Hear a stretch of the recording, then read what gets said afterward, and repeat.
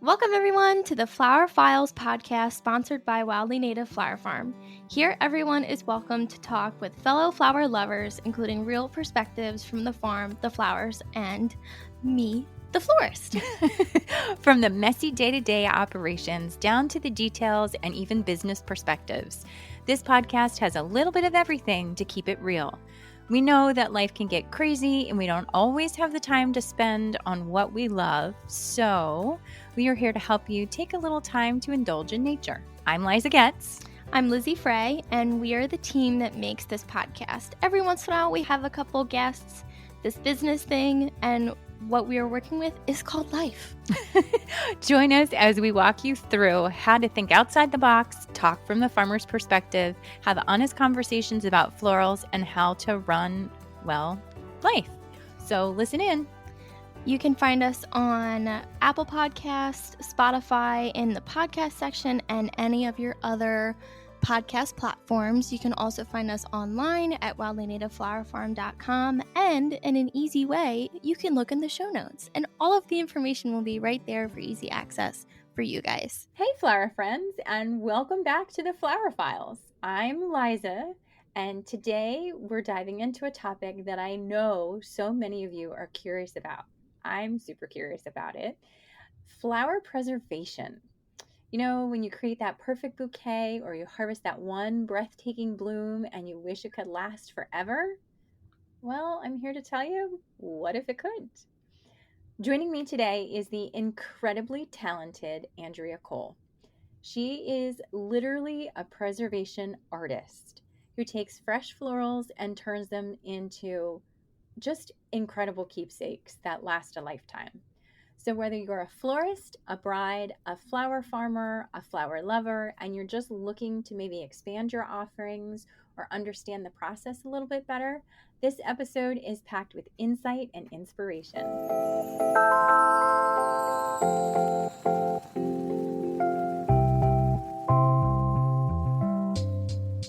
Andrea, welcome to the Flower Files. I am so excited to have you here.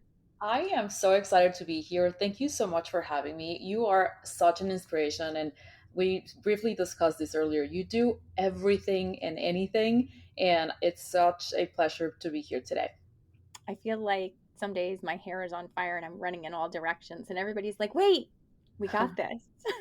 Yes, yes. But doesn't that make you happy though? I feel like if you're an entrepreneur, if you're not always on the go and have a huge to-do list, then you're not necessarily feeling so fulfilled. It's so weird.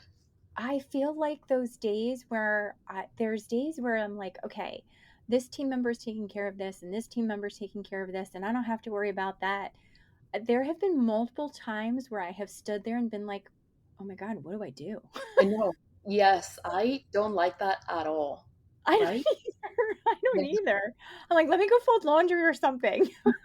Yeah, keep yourself busy, and then you're back, on Yeah, track, and back you're right into it. yeah, for sure. 100%. Andrea, I want to start off with the beginning for you. I want you to share a little bit about your journey. How did you get started? It's crazy that you asked because I was reading a little bit more about your company and how you started and the passion and how you grow with flowers around you. That was not necessarily the case for me. I would say that most women like flowers, and they mean Mhm. something for them.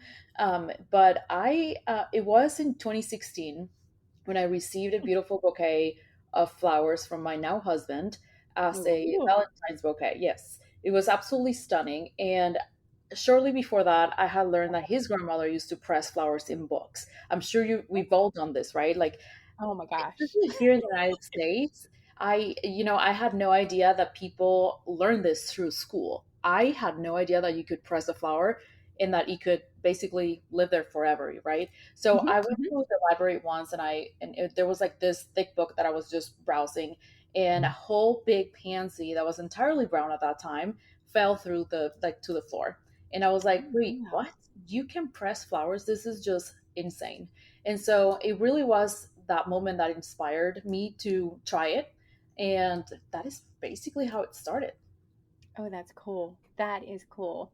Okay, so I'm going to put you on the spot a tiny little bit here. Do you remember what the flowers were that your now husband gave you? Yes, yes, and I actually have photos, thank God. But I did. I mean, it was a whole bouquet of everything. It was quite big. I wish that he would provide all the flowers that we that we preserve now at the studio. But it was basically like a big sunflowers, a few roses. It had a little bit of everything, and I'll share photos with you.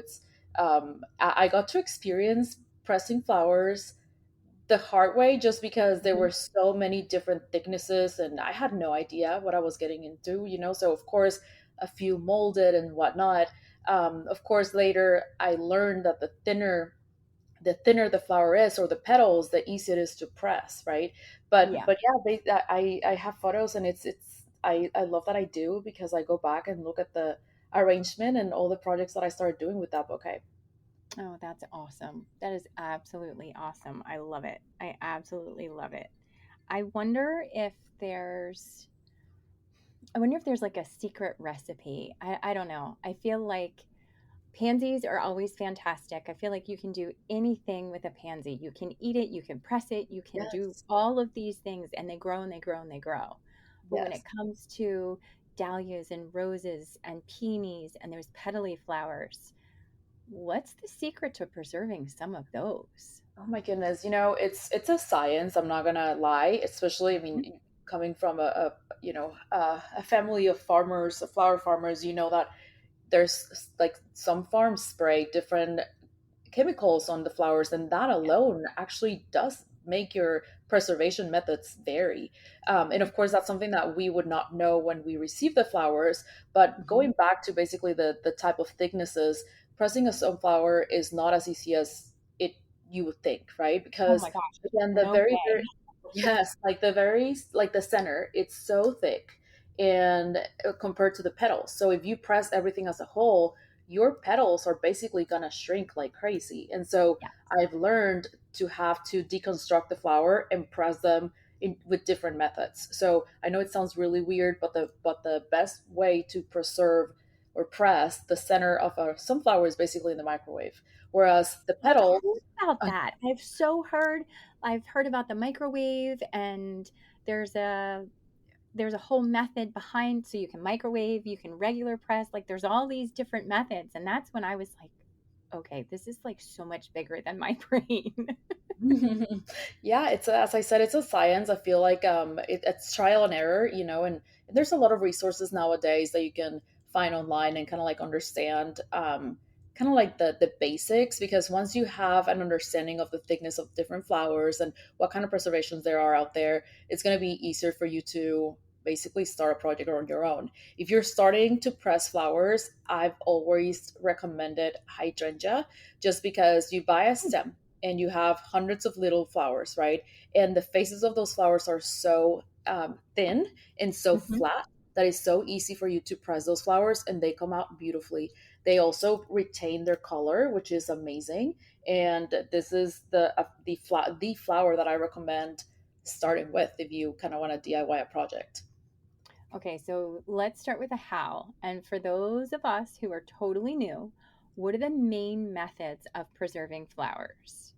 So there's different types of preservation, right? We actually use seven different types of preservation. One of them Wow. is silica. It's a lot more popular nowadays than when I started, but basically is burying your flowers in silica gel. Silica Hmm. gel is going to extract the moisture of the flower, and the key to that is to preserve the flower when it's at its peak. Sometimes it's obviously difficult when you're getting flowers from a wedding or even flowers for memorial, because obviously the flowers were at its peak when that event happened. So the key Hmm. really is to get the flowers as soon as possible, regardless of if you're getting them from somebody local or if they're shipping them to you. And then try to preserve the flower as a whole, and then basically preserve the essence of the flower the best way as possible. Now, when it Hmm. comes to pressed, I mean, there's definitely a lot of different methods. We just talked about the microwave. Books is the easiest way to start, to be honest. Like you can literally start with something that you found right now outside, you know. Hmm. Um, and of course, there's like the traditional presses. There's the dehydrator as well, and so and a couple more, right? So again, it kind of like depends on how you're starting and what you start. So I've seen your resin pieces and they are like they're literally stunning. They're stunning. Can you walk us through your process? Like, how long does it take to go from fresh flower to finished art? Because I know silica gel, that in itself takes a while for that to dehydrate. As you know, some people, I mean, if you think about drying and preserving flowers, it's been done for years. People have just had them in their kitchens and herbs and hung them upside down, for example. But this is a whole new level of just incredible art. So if somebody shows up with a bouquet and says, I want to preserve this, what do you do? Yes. So, the experience with us and the communication, the customer service is at part to our quality. We want to make sure the whole experience is amazing for our bride. So, there's a lot of communications between our team and our client. But basically, after receiving the bouquet, we put the flowers into the preservation method. Before that, we have to obviously basically like take the bouquet apart and Hmm. we use the best flowers depending on what type of method we're going to be preserving with. After the flowers are preserved, we by the way spend about 2 to 3 months just getting the flowers entirely preserved. I know this is a little bit longer than most people do. The thing is that some flowers, believe it or not, have to be taken out midway and then put in silica back again, especially like succulents and other flowers that are super thick, Oh, because wow. otherwise they can grow mold in them. So basically, after we pull them out, we have a conversation with the client to make sure that how we're going to design their project. We have so many different options that it can be very overwhelming. So, again, having that basically design consultation with the client is key for us. And then once we are starting the project, we design their piece and then color restore everything to make sure that the flowers look as close as possible to the way they did when they were fresh. Now, we have 5 different methods of restoring the colors. And basically, when I say restoring, is again like hand painting the flowers, right? Hmm. So, again, Hmm. different methods like airbrushing, acrylic, sprays, and whatnot. So the client, when they get the flowers, recognize those flowers, and they know exactly what they were because, to be honest, a lot of flowers continue to lose their colors as they're drying, that sometimes they're almost not recognizable. Wow. I've seen that, especially it seems like with tropicals. A lot Yes. of the Oh my tropical gosh. florals. Oh my gosh, an Mhm. orchid is just becomes this like, ooh, what is that?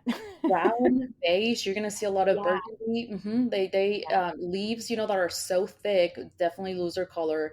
And the crazy thing is that even if they become very vibrant after preservation, the flowers will continue to change their colors. This is why we have so many different methods to preserve the flower. Not only to preserve the flowers, but to color enhance and then to basically make the flowers look as close as possible to when they were fresh. Wow. So it almost seals them, it sounds like, in a way. Like you dry them, but then you have to make sure the color is intact. It almost sounds like, I mean, am I wrong there? Where it kind of like seals in the color so it stops the Yes, degradation? that's definitely very accurate. Yes. Wow. So what is your favorite flower to preserve? You know, spray roses are so anemones are my favorite flowers. I mean, Mm. I'm obsessed with them. I feel like everybody should have them in their bouquet. However, spray roses are my favorite to preserve just because they're so small and stunning. And I feel like they add a lot of texture and layers to any bouquet in real life. And then, of course, in any preservation as well. So if I had to choose one, it would be spray roses. Interesting. Very interesting. Yeah. Okay, so the opposite of that, are there any flowers that you wouldn't recommend maybe for beginners or when you get a bouquet and you look at it and you go, oh, we have to do those? We love dahlias, how they look fresh. They are a pain to work with sometimes, especially I mean, honestly, they're very brittle, so they can Yeah. wilt kind of fast. They don't have a water source after the event. The whole time I mean, you have seen them. They're Yeah. stunning. But oh my Yeah. goodness, even when you press them, like before you even start pressing them, sometimes the petals have already shrunk. And when you put them in silica, the silica for some reason is just like glues on the petals, and I don't know why. It Oh, doesn't really happen with a lot of the flowers, but for some reason dahlias does. So we have methods to make them look better, but I would say the best way to put it is the way they preserve is not super consistent. interesting. Very, very interesting. I've had a couple instances where brides have decided. That's always a question we ask our brides, to be honest. We always go through and we're like, that's one of our questions. Do you plan to preserve your bouquet? What is your plan to do with your bouquet after, and things like that? And there have been a couple times where people have left their bouquet literally at the shop doorstep, just laying with a like a post-it note. I changed my mind. Can you figure out how to preserve this? And I'm going, you dropped it off the next day. It hasn't been in water. The whole thing is wilted. I was like, oh my God. Yeah.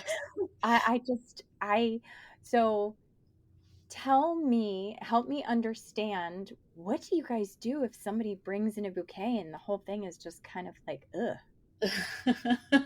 I love that you're like, ugh, yeah. I mean, obviously we've preserved thousands and thousands and thousands of bouquets, so trust me, that's happened to us multiple times. Mm, So first of all, I do recommend booking ahead of time. There's nothing like knowing what to do before the event, and you're mhm. not scatterbrained and kind of like trying to figure things out. So booking ahead of time, it definitely gives you an advantage, you know, but a lot of brides don't know how much they're going to love their bouquet or how much their flowers are going to mean to them until the wedding day. Yes. I love this analogy, the Cinderella story. You know, the weddings are so similar to the Cinderella story. Basically, everything goes super fast, and then at midnight or whenever your wedding ends, everything is gone, and it's just so crazy that you've been planning this beautiful day for you and your spouse and your family, and all of a sudden it's gone, you know. And the brides don't get to keep anything really, and the Nothing. only thing that they're Nothing. going to see. Oh, sorry, go ahead. No, they keep nothing. And Yes. we see it on the back end. It takes us hours sometimes to do a setup. All the floral installs, set up the tables, do the overhead installations, set up ceremonies, like all of these pieces. And I can tell you, there have been times where we have done a breakdown in 17 minutes. Oh my And gosh. it's just, I mean, there's a crew of us that come in, because if it's timed and we have to be in and out within an hour, everything just comes, and you Oh, turn around and an hour later that space is bare and there's nothing left. And it just makes your heart sad. And yes, I it will does. say some of the venues, they definitely will, they don't allow the brides back in because they don't want them to see that tear down where, like, I mean, it's Mm, just bedlam. yeah. So yeah, I agree. That's a really good way to describe it. It is like Cinderella. It's like the clock ticks and boom, you're done. You're done, exactly. And the crazy thing that a lot of people don't understand is memories do fade, you know. And unless you Yeah. have a great videographer, a great photographer that is going to take you back to your wedding day, when you look at those photos from that video, your memory is going to start fading, and that's just what happens in life, you know. So I also say that there's only three things from your wedding day that you're going to see every single day for the rest of your life. Number Your one is ring. your photos. I'm sorry. I was gonna say number one is probably your ring. Well, yes, exactly, right. So your ring, you probably already had your engagement ring, you know, for a year or Mhm. whatever. But then your wedding bands is something that you from the wedding that you're gonna get to use every day. And then Mhm. a few photos, like once you have babies and they start growing, I guarantee you that you're not gonna have as many photos on your walls, like wedding Mm-mm. photos of your walls, that as as the day after you got married, correct? And Right. so there's going to 100%. be, yeah, so there's only going to be a few photos that you're going to be able to see every day. And now your own flowers, like those flowers that you walked down the aisle with. Yeah. And those flowers mean so many things to people. There's bouquets that we've put together, that brides have put together, to make sure that there's a flower from each of the mother's bouquets, or something that's a family tradition, or something to represent a grandmother. Like, there's so many things that go into flowers so many times. And you're right. those flowers mean so much to people. It's important. Yes, and as years go by, they even mean more to them. Like Yeah. I'm staring at my wedding flowers right now, and I got to keep them from almost 2 years ago, and it's just crazy how every single time that I glance at them, they just remind me of my most precious day. Yeah. Yeah, absolutely. Absolutely. So I feel like it's natural for people to come to you with wedding flowers, but what are some other reasons that people come to you for flower preservation? So memorials is huge. We don't necessarily know how to promote memorials just because it's something so delicate, but we do Mhm. work with some memorial homes, and of course, people that have used us before for their wedding always come back, to preserve some of those loved ones' flowers. We do all kinds of different flowers, anniversaries, baby showers, and you name it. So really, anything, any flower that's meaningful to you. We've also done a lot of flowers of people that love growing their own flowers in their garden and they just want to keep a piece of art forever. Wow.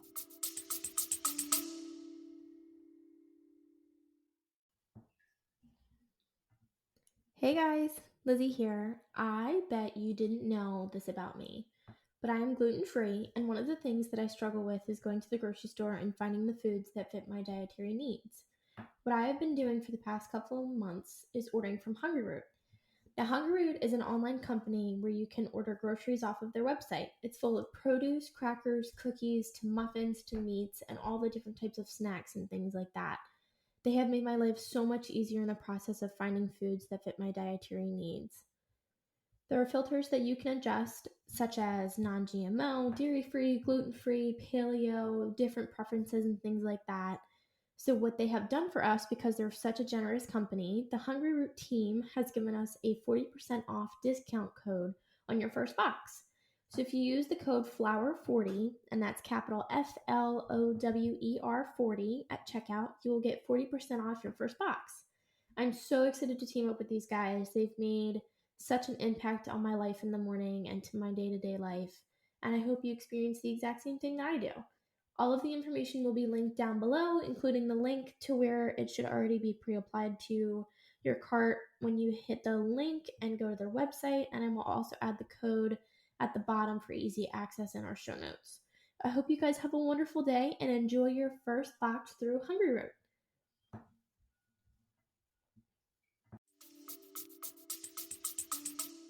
Wow, wow, wow.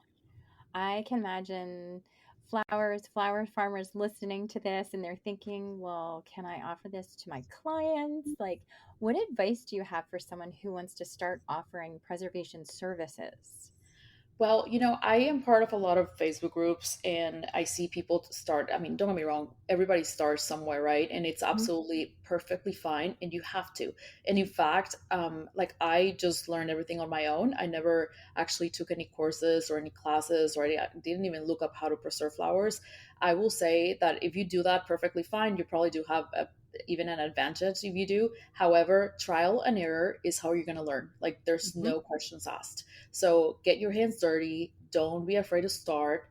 And know that before you start offering it to other people, and if you're going to start, asking for money, that you do have to at least know how to preserve every flower. I don't get me wrong. Like again, everybody starts somewhere, but I've seen so many times where people just start offering it to others without knowing necessarily how to preserve certain flowers. And there's some flowers that are going to be very tricky. That's just the way it is. And going back to your question earlier, there's some people that they're not going to follow your shipping instructions and they may not take care of the Mhm. flowers like you want them to, and so by the time that you get them they're almost wilted, that they're borderline that you can't work with them. And so if you don't have that experience, you're not going to know exactly what to do with them, so again, just work with, like, buy flowers at the grocery store or get them at the farmers market and understand how flowers need to be preserved and how they need to be handled.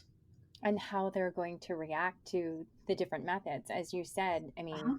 I can't imagine you can't press a sunflower. You can't like you can't pick that out of the field, look at it and go, I really want to press this, shove it in a book, wait for a couple months and go, oh look, it made it. Like a zinnia, they have that really hard core.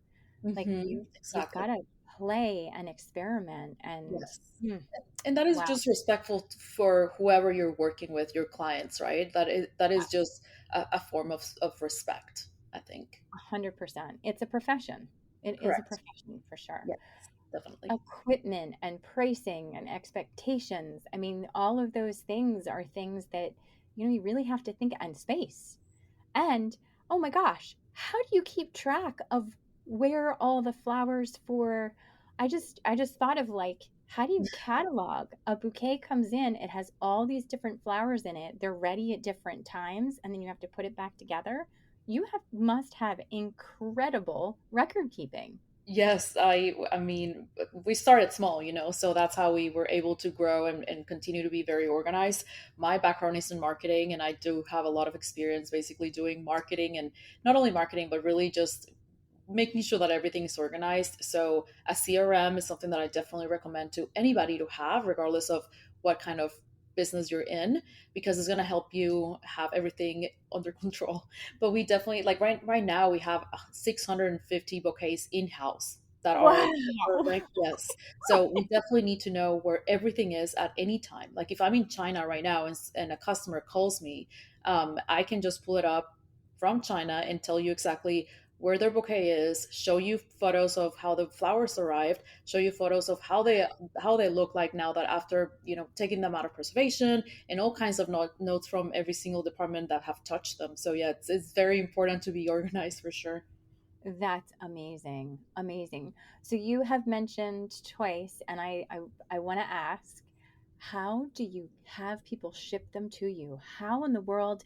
Let's face it, most weddings happen when it's warm. So let's say it's July and I'm in Maryland. Today, for example, it was over 100 degrees outside. Yes. Now that bouquet has been through a day and it's been in and out of water, maybe in air conditioning or maybe in a tent or something like that. At the end of the day, so if it's a Saturday, it's not going to ship until a Monday. Correct. How do you have them ship? Like, what do you do?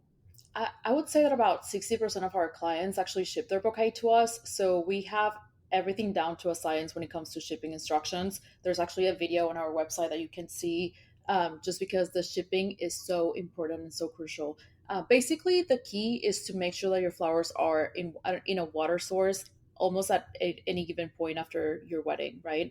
In Mhm. fact, during your wedding, after you're basically using your bouquet. And so basically what you do is you take, it's so easy, things that you have at home, right? You have obviously like a plastic bag, you have a rubber band, and you have paper towels. So wet paper Mhm. towels around the stems is super crucial, and then putting a bag so to make sure that those stems again have a water source.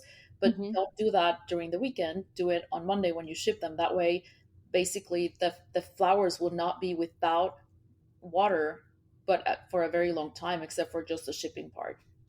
Gotcha. Gotcha. That makes a lot of sense. That Yes. makes a lot of sense.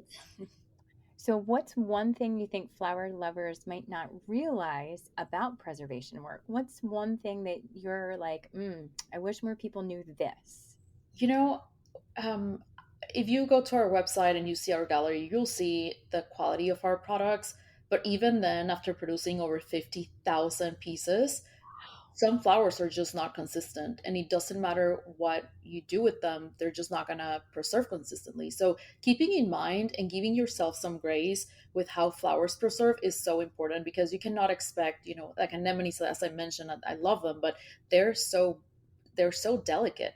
So you Yeah. cannot expect flowers to preserve at the exact same every single time.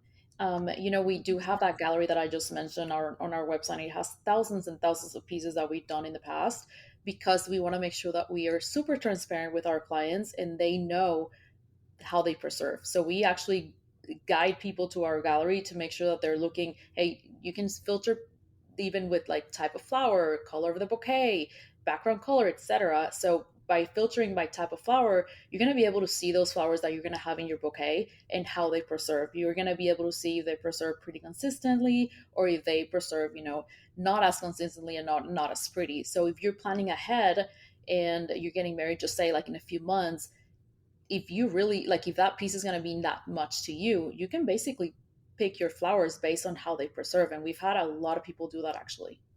Interesting. Very interesting. I spent a lot of time on your Instagram and was blown away. I think so many times people picture floral preservation as it's flat, it sits on the wall, it's pretty, and it's finished. And from the resin pieces to the incredible artwork with all of the different shapes, colors, styles, textures, it was like a candy shop. I just kept scrolling and scrolling and scrolling and scrolling, and I was like, "Oh my gosh, I've never seen anything like it." I mean, it was it was phenomenal. And it's not like, oh, here's a paperweight. Yeah. And here's like a coaster, here's some cool ideas. You have so many different things. So I is there one thing that's your favorite? What stands out for you? Oh my goodness. I mean, we do have like 200 different options, and within those, yeah, and within those options, we have like over 4 million ways to customize your pieces with all the background colors and frame colors and whatnot. But if I had to choose one, I just love the press pieces, just because to me, a press piece, like a good sized press piece, is like the main piece of art in a room. You walk into a room and you're gonna see everything that's eye level to you first. Whereas resin, don't get me wrong, I love my baby so much, and I love how you're able to preserve the essence of the flower in a 3D manner. But that piece, because it's not that big, is likely gonna sit in a bookshelf, which is perfectly Yeah. fine, but is not the main piece of art in a room, like a press would. So if I could just choose one, I would definitely choose a big press piece. Now, when it comes to the resin, which they're super popular, I just love the gem pieces. If you go to our website, you'll see the gem shape. I designed that shape with the mold maker, and it's my baby. I promise. Wow. Wow, wow, wow. I mean, looking at some of the pieces, some of the things that really make it stand out is that background and those Mm. colors and just the fact that you guys think so outside the box. It's just stunning. I just I as I said, I literally was drooling. I was just absolutely fascinated. That I, means so much, especially coming from you, Liza. I mean, again, what an honor for you to say that. Wow. oh, it and likewise, just wow. Just wow, wow, wow. Thank So, you. so if someone is listening today and they're thinking, I want to try this, what is one piece of advice that you would give them? Don't be scared. Absolutely try it. Again, you don't have to spend that much money trying something. You can use books, you can use hydrangeas, as I mentioned, super cheap, has a lot of flowers. If you are preserving flowers that are meaningful to you, do hire a preservation artist that has a lot of Mhm. experience with all kinds of flowers. Is it a fun DIY project? Absolutely, and it's one that I recommend anybody to try, especially if you're giving a bouquet of flowers. Absolutely try it. But when it comes to memorial flowers that are so meaningful to your family and your loved one, or wedding flowers, and all those flowers that you really want to preserve into the most treasured piece of art you'll own, make sure that you look into hiring a professional. 100%. I so agree with that. So agree with that. I deal with that many times when I'm chatting with brides and somebody will say, I want to DIY from all of the reception pieces, but I want you to take care of bouquets. It's Mm. just I want to make sure they're correct. You guys are the professionals. And I feel like the first time somebody said you're the professionals, I was like, really? I know. It's always a pinch me moment. You're like, oh my God. Yeah. 100%. 100%. All right. So one quick rapid fire question. Favorite flower? Oh my gosh. I Not said not this before. for So doesn't have to be resin, doesn't have to be, able to press or anything like that. Just overall, what is your favorite flower? anemones, hands down. The white ones with the black center. Oh my gosh, they're Mm, stunning. that is cool. That is very cool. I love it. I love it. I love it. I love it. Mhm. Andrea, this has been inspirational, uplifting, and absolutely amazing. And I know listeners are going to be running to their flower bins after this episode and trying to figure out, well, what can I press? Yeah. I Thank hope you. so. Thank you so Thank much. you. I feel like I could Thank talk to you. you for so long. You were so much fun. Thank you for having me on. Can you tell us where people can find you, follow your work, or book a preservation piece with you? Tell me, so we can share that with folks. Yes, of course. You can find me on Instagram at designs.by.andrea or TikTok at dbandrea. And our website is dbandrea.com. You'll see our phone number there. You can call us, text us. We are available Monday through Friday, 8 a.m. to 5 p.m. So anytime that you need us, we'll pick up the phone and connect. Perfect. And what I'll do is I'll go ahead and link everything in the show notes. So all of our flower friends, if they want to hold on to a bouquet a little longer or create something long lasting for clients or themselves, now's your chance to go explore this absolutely magical world of preservation. So if you love this episode, please leave us a review, tag us at the Flower Files podcast, and go give Andrea some love. You definitely won't regret it. Until next time, keep blooming and keep creating.